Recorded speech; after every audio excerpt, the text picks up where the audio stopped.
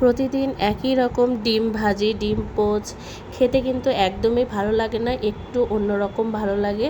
আসসালামু আলাইকুম। এখানে আমি 2টা ডিম নিয়ে নিয়েছি। এভাবে করে ফেটে কড়াইতে একটুখানি তেল দিয়ে আমি এটাকে ভাজা ভাজা করে নিব।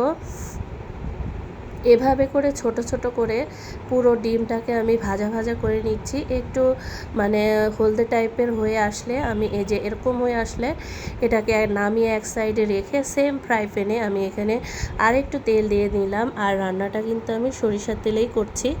এরপরে একটু বেশি করে পেঁয়াজ দিয়ে দিয়েছি এখানে। এই রান্নাতে মশলাটা কিন্তু একটু বেশি দিতে হবে। এরপরে পেঁয়াজটা আমি কিন্তু একদমই মানে ভাজা ভাজা করি নাই, হালকা একটু সটে করে নিয়েই এখানে আমি পানি দিয়ে দিয়েছি। আর সব রকমের মশলা দিব, তবে শুকনো মরিচের গুঁড়াটা এখানে একটু আমি বেশি করে ইউজ করেছি যাতে কালারটা সুন্দর আসে। আর একটু ঝাল ঝাল হলে এই ডিমটা খেতে খুবই ভালো লাগে আর কি। আর আদা পেঁয়াজ রসুন বাটাও দিয়ে নিয়েছি এখানে। এরপরে সব মশলা ভালো করে কষিয়ে নিতে হবে, যেহেতু পরে কিন্তু আমি আর টোটালি কোনো রকম পানি ইউজ করব না। তার জন্য এখানে আগেই মশলাটা আমি কিন্তু প্রায় 10-15 মিনিট মশলাটাই কষিয়ে নিয়েছি আর কি। আর 20 মিনিটের মধ্যে রান্নাটা হয়ে যাবে।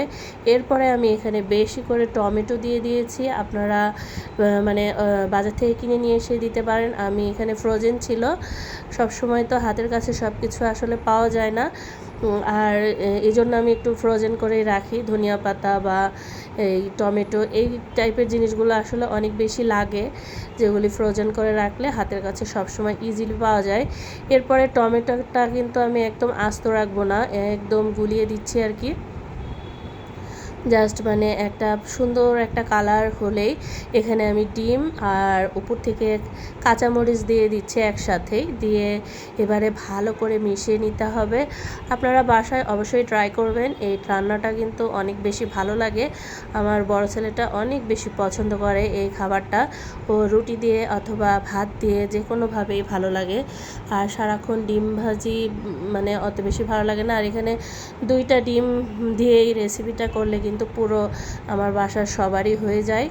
তো এভাবে করে অনেক 2-3 মিনিটের মতো আমি জাস্ট ভেজে নিয়েছি এখানে। হালকা যখন একটু তেল বের হবে তখনই আমি এটাকে নামিয়ে নিব। এখানে আমি কিন্তু আগেই বলেছি পানি ইউজ করব না, সো এখানে আমি কিন্তু টোটালি পানি ইউজ করি নাই। এভাবে ভাজা ভাজা করে নামিয়ে নিব। আর চুলাটা অফ করে দিয়ে এখানে আমি গরম মশলা আর জিরা, টালা জিরা যেটাকে বলে, সব কিছু বেটে নিয়ে দিয়ে দিয়েছি উপর দিয়ে। তো ব্যাস হয়ে গেল, এবারে পরিবেশনের পালা।